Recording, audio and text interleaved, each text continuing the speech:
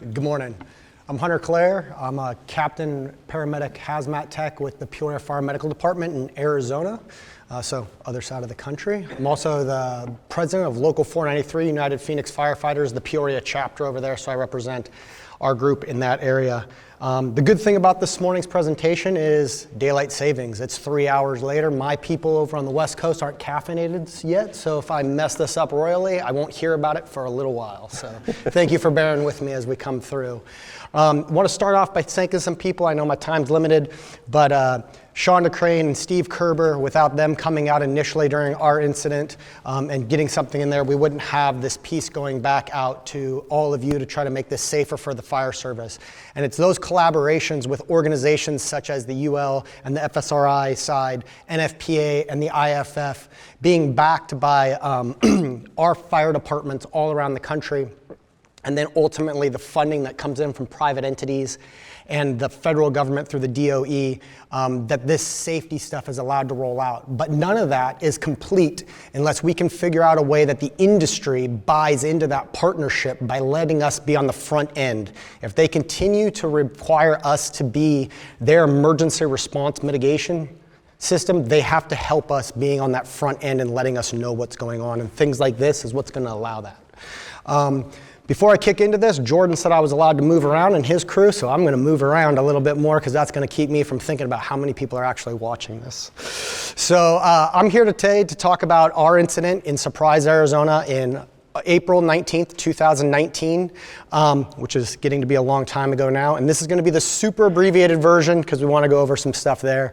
But our system, for a quick rundown in Arizona, we're one large fire department all the way across. So we have an automatic aid system. So of the 27 departments in the Maricopa metro area that is represented, closest unit goes. So whether it's a hazmat, technical rescue, EMS call, fire call, when the tones go out, closest unit responds, no chance to call for mutual aid, anything, just automatic response all the way around. And on this day, when we had our APS incident going on, engine 304 in Surprise was the very first department kicked out on it, onto that call, and we only got picked up as the hazmat unit because Surprise's hazmat unit happened to be on another call at the time. So there was about a 20-minute delay on our hazmat team getting there from the city of Peoria. But this is the building that we had. It's APS substation. It was a 2-megawatt facility. The hardest thing about this was that the only thing that we had permitted was the concrete structure, the foundation that was there. We didn't know what was going on in this building. So when it first kicked out, it actually came out as a fire in the desert area that a passerby kicked into. We didn't know that. So here's some of your time frames. Just before 5 o'clock on that day, there was an incident at the battery at the facility, and they got a battery failure at their satellite site telling them something had gone on. Within 1 minute, the Novak system had gone off, so it wasn't a water system, it was a suppression system that came into play. And after that Novak system went off, it actually knocked out satellite communications. So from that point forward, there was no knowing what was actually going on in that building. And you can see by the quick timeline going on in there, and almost an hour later is when the fire department was first apprised of this. And they weren't apprised by the organization, they were apprised by a passerby that was driving down Grand, and the roadway that was out there is the roadway in the old days that you were trying to go to Las Vegas that everybody gets to bypass now. This was that area, 163rd Avenue and Grand, which is very remote, and I'll show you that. Notice that there was smoke in the desert area as they were coming in and called it. And that's how 304 ended up with the call. And they were thinking they were dealing with potentially the start of a brush fire, something running in that area that they had going on. And so they brought a multitude of their units. And shortly after getting there, their captain balanced it to a hazardous assignment. And we take that into the being that the captain that was on the first arriving unit on 304 actually is a hazmat tech. He just was no longer assigned to a hazmat team. I'd worked with him a long time on the hazmat stuff. And when he got there, he saw what was going on and said, this doesn't seem right. something seems to be going on, and he dispatched us. So when we got kicked out initially, we thought we were actually dealing with a substation because we didn't have a lot of other information coming out of there. And that's what we started preparing with. And just by happenstance of calls that we ended up on a lot over our careers, I'd been on some substation fires when APS had a substation fire on the 4th of July many, many years prior to that. So initially we thought we were maybe dealing with like large things of basically vegetable silo, right? Going in and the potential stranded energy in a substation that was going on and those transformers that were out there. Shortly after that, their captain was sending back information and said, hey, this wasn't the transformer station, this was a side building next to it. And one of the people on scene had said that they had batteries inside there. So initially, we were thinking, hey, large energy, potential explosions of, the transformers if they got too hot and too on fire, right? And then it quickly changed into, hey, if this is lithium-ion batteries in this area, we have a real explosion hazard that was going on. It was at the forefront of our minds, and we started changing our research and our direction that we were going as to what we had on. So our response time, this is the overall area. As you can see, it's very remote out there. If you look up down there, this is a mostly desert area in the middle, and then right across the street, that's a school that's there. There's housing just behind that. So there wasn't a large evacuation profile except Grand Avenue is a major thoroughfare that's running through. So those were possibly our evacuation distances. And as we bump in, that little tiny building at the end, so you can see the transfer station there next to it, that was the little building that we were dealing with that actually had the smoke coming out of it. And everybody liked to call it smoke, and I think I'm the only one that called it a cloud. And I'll show you some of these pictures I actually didn't see until months after our incident, after I'd already been in the hospital, the burn center, and come back out. And we were able to see some of these, and it actually validated some of the stuff we'd been saying from the beginning. But when we got there, the initial team had evacuated back out of the distance, and we were set going, hey, are we dealing with a fire that has hazmat or hazmat with fire? And I know the layperson's kind of going, who cares? They're all the same thing. But to all of us nerds on the hazmat area, right, those are very different products, because a hazmat or a fire with hazmat means generally if we save the hazmat or stop the fire, we don't have a hazmat issue. But if we have hazmat that is leading to a fire or helping to propagate those things, we're in a much deeper area of concern that's going on. And that ultimately ended up being what we had. And when we got there, there was a cloud. It was sitting about 3 feet off the ground, 2-3 feet. And it wasn't moving up, it wasn't going anywhere. It was moving across about 100 yards out into the desert, into that area, and then it was dissipating. And we were like, wow. This is very different. Is this because of the suppression system? Is this because of the elements that we have going on? And then trying to get into those areas. So you guys can kind of see those clouds. I think some of you have probably seen this picture. So you can see that doesn't look like traditional smoke, right? Again, a battery on fire is very easy for firefighters to deal with. We can let that baby burn out. It'll take care of all the stranded energy. It'll burn off all those toxic explosive chemicals that can go in there and help with combustion. And they can burn out. We can deal with that. The area that we're running into is what happens when the battery hasn't gotten to the state of burn yet. Right? It's sitting in that in-between to where it's in thermal runaway, it's releasing all those products of combustion, and it's in this area where it hasn't caught on fire, but it has a lot of very volatile chemicals coming out of it. And we don't necessarily have all the proper meters to make sure that we're capturing everything going. One of my hazmat instructors, when they were bringing us up, used to say all the time, absence of evidence is not evidence of absence, because our meters can only register so much, right? And our main priority as hazmat teams on the firefighter side is to make sure that we're looking out for life safety. And ultimately, a lot of these chemicals are immediately danger to life and health way before they hit the explosive limit, right? Or the flammable limit. And that's what we're trying to go in. So when we got into this atmosphere, what we were looking at is we were trying to figure out how can we establish a hot zone, how can we evacuate, where is this moving, and how big can it potentially get? And off of that, we were looking for what we got for readings with our meters as we got very high levels of CO. We were checking for O2 sensors. We had our tick cameras. We had cyanide that was hitting off the chart, which is probably from some of the plastics that were burning, but it also could be some cross sensitivities that were going on. We were using our pH papers to see, as we were wetting them down, trying to see if any of these chemicals, what was going on and coming into play, if we had any corrosives that were getting rolled off. We were also ticking the building, trying to see. If you guys saw that building, it's about the size of a shipping container. And in Arizona in April, it had 8 massive AC units on it, right? So we would love that type of cooling conditions when it's 115 plus in Arizona. But that's what they had there. So they were trying to keep something extremely cool, and it wasn't necessarily working when it got kicked off of that area. We were able to establish a hot zone. I told you this is going to be the abbreviated version, so I'm going to jam through it because we want to show you one other incident. And it came down, and over the time that we were there, the 3 hours prior of the incident going on, the building had started to dissipate, right? It had started to go away, and it was isolated just to that building now by the time we were making our final entry into the hot zone. And I think some of the confusion out there in the field is everybody thought we were going in and out and rushing and jamming into that building, but we weren't. We actually only went into the building one time, and it was at the very end.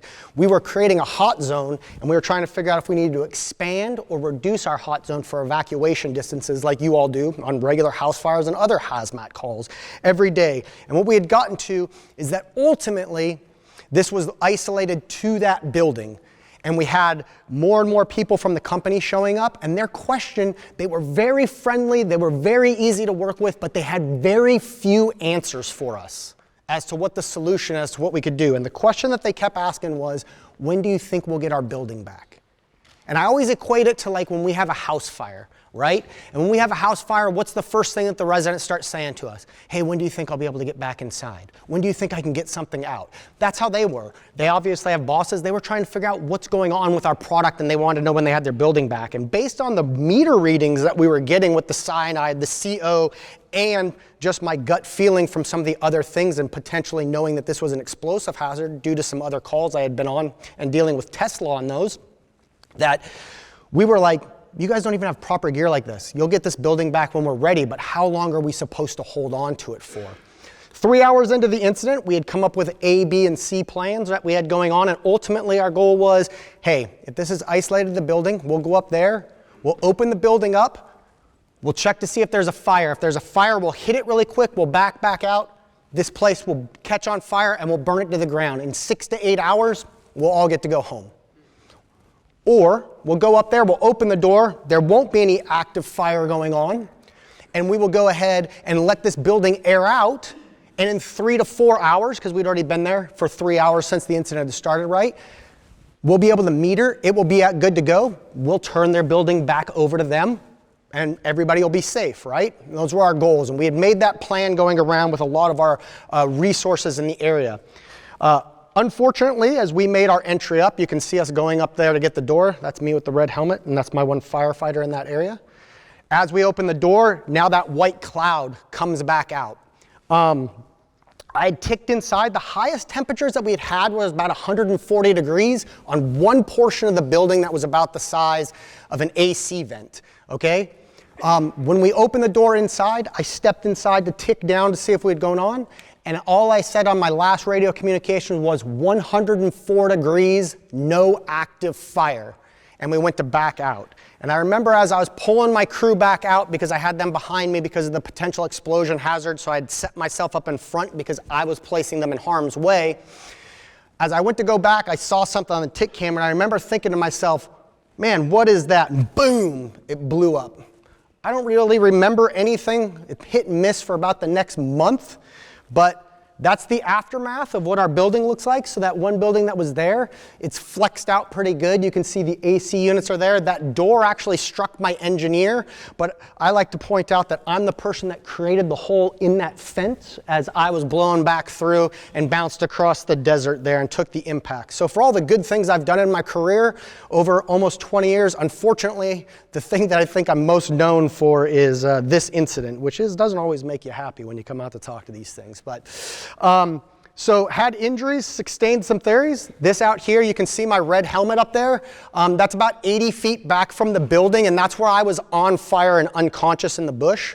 I always like to point out to everybody that whatever you tell your probie, he was actually my booter, not my probie anymore, but at one point in time he was my probie.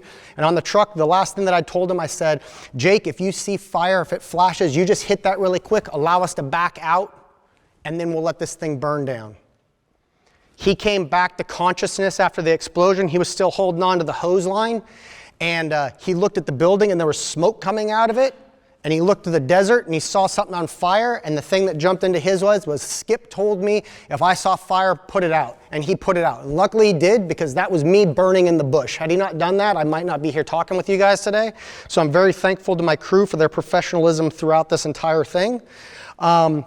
So this incident, I know I'm jamming through it pretty quick because I want to get to the next one, but we were still left with a lot of questions. But ultimately, what we had is we had an industry that did not have a mitigation plan for what was going on. We were it. They had less answers, but what this incident did lead to, with the work of some very sharp people and institutes all the way around, allowed the conversation to start more.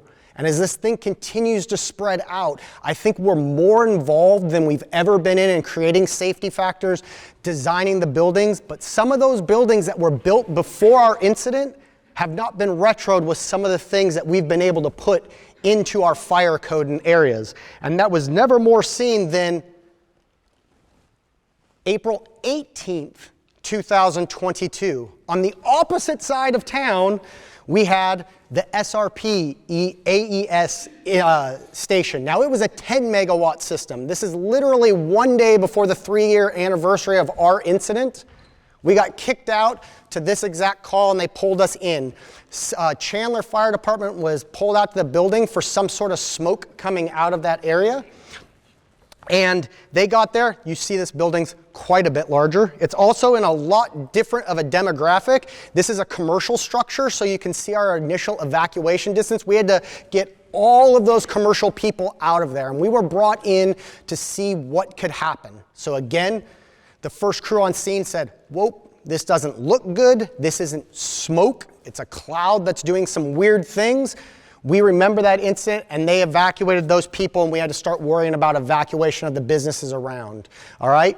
In that time, we had very good communication with the companies and the stakeholders, and we were all there. And for the first 3 days, we were listened to extremely well. And what we said was, hey, this one had a sprinkler system instead of a Novak system, so the waters were kind of banking things down, which led to some of its own problems because it can lead to some further runaway in other batteries as they get too wet when they're compromised, right? But we said, hey, if you turn those sprinklers off, the fire's going to catch back up and it'll burn these things down, and all these nasty products of combustion that are in there, right, that we're all worried about, will burn themselves off.